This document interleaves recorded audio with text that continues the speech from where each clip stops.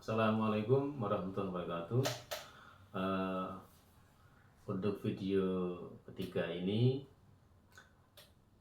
saya ingin berbagi tips cara membuat kalimat yang ada kata kerjanya, atau istilahnya verbal sentence, kalimat yang ada kata kerjanya.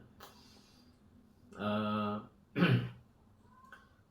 secara gramatikal, kalimat verbal atau verbal sentence itu ada banyak sekali aturannya, ya. Eh, ada 16 tenses, ya. Tapi kalau kita tujuannya bukan untuk expert dalam bahasa Inggris, kita tidak perlu mempelajari ke-16 tenses tersebut. Saran saya, kita cukup mengerti 5 tenses saja, ya. Karena atau untuk sementara kita mengetahui 5 tenses dulu. Nanti setelah 5 itu kita bisa, kita terbiasa menggunakan, terus kita teruskan ke tenses-tenses berikutnya kalau ingin mendalami bahasa Inggris. Oke, tapi untuk sementara kita cukup 5 dulu, ya, 5 tenses dulu. Yang pertama adalah simple present, ya. Kalau dalam bahasa saya itu namanya kalimat biasa. Yang kedua adalah present continuous. Kalau dalam bahasa saya namakan kalimat sedang. Terus yang ketiga adalah simple past, ya, past tense, ya. Kalau dalam bahasa saya namakan kalimat lampau. Kemudian yang keempat adalah simple future atau kalimat akan. Kemudian yang kelima, ya, yang kelima ini sebetulnya biasanya di urutan ketiga, tapi saya taruh di kelima, ya. Namanya present perfect. Kalau dalam bahasa saya kalimat sudah. Jadi yang pertama simple present, kalimat biasa, present continuous, kalimat sedang, terus simple past, kalimat lampau, terus simple future, kalimat akan, present perfect, kalimat sudah. Nah, nanti, ya, kalau kita sudah bisa kelima tenses itu, kita mau ngomong dengan tulis bisa, kita mau nulis cerpen bisa. Yang penting kosakatanya kita perbanyak, ya. Apapun bisa kalau kita sudah bisa 5 itu, ya. Tapi tentu saja bahasa Inggris yang yang sederhana, ya. Jadi kalau kita sekedar ingin ngomong bahasa Inggris untuk ngomong sama bule, ya, sama orang non Indonesia, orang Thailand, orang Nigeria, itu kita cukup dengan 5 tenses itu. Oke, ya. Ini saya kasih contoh singkat saja. Misalnya tadi kalimat biasa. Kalimat biasa itu misalnya saya belajar bahasa Inggris. I belajar study bahasa Inggris, English. Tinggal diurutkan aja. I study English. I belajar study bahasa Inggris, English. Berarti I study English. Kemudian yang kedua kalimat sedang. Berarti saya sedang belajar bahasa Inggris.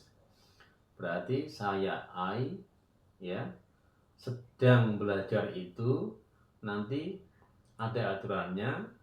Jadi dikasih to be setelah subjek, subjeknya I adalah am, ya nanti kata kerjanya dikasih ing.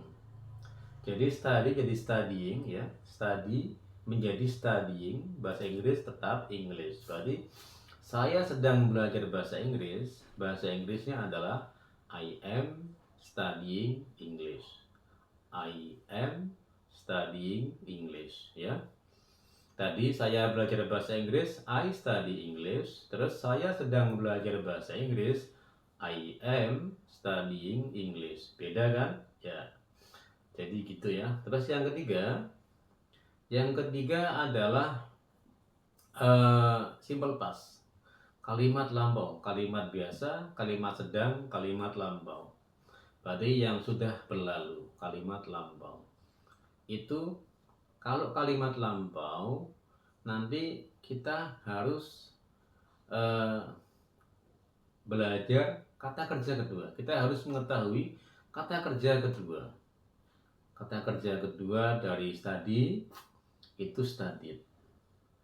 Kata kerja kedua dari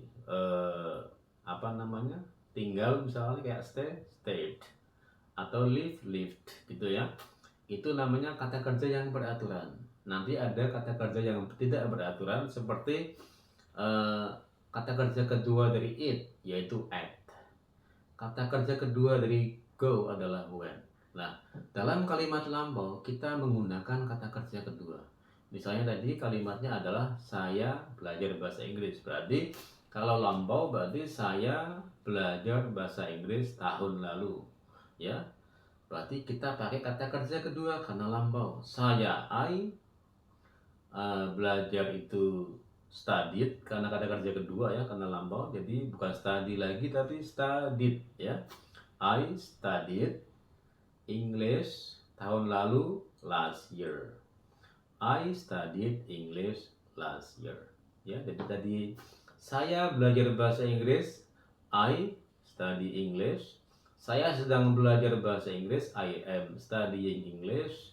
Saya belajar bahasa Inggris tahun lalu, I studied English last year. Terus kemudian yang keempat, saya akan belajar bahasa Inggris.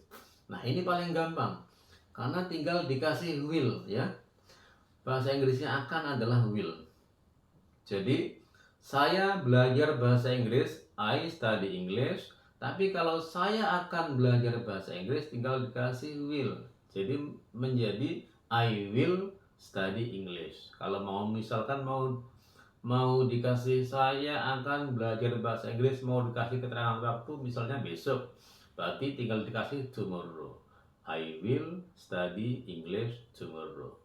Oke, terus yang kelima adalah kalimat sudah atau present perfect. Nah, ini kita harus menggunakan kata kerja ketiga. Dan setelah subjek kita harus kasih have atau has, ya. Oke. Have atau has di sini bukan bermakna mempunyai, ya. Bukan bermakna mempunyai. Tapi ini adalah auxiliary verb namanya. Jadi ini untuk membantu kata kerja menjadi bermakna sudah. Misalnya saya sudah belajar bahasa Inggris, ya. Tadi kan saya belajar bahasa Inggris. Ini karena kalimat sudah, ya, maka dikasih have atau has, ya.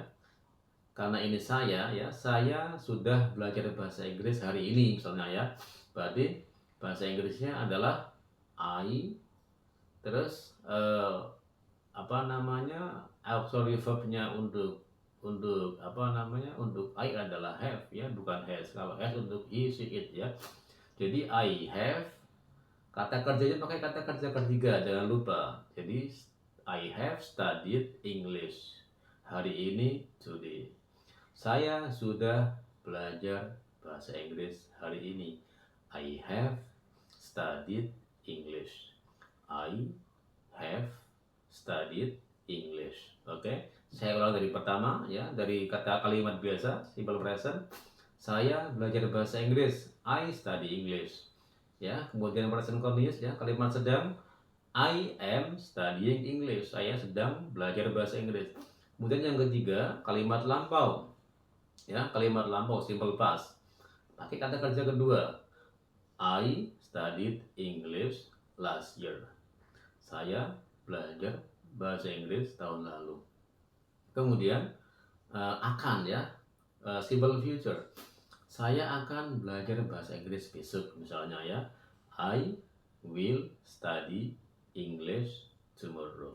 I will study English tomorrow. Kemudian yang kelima, present perfect ya.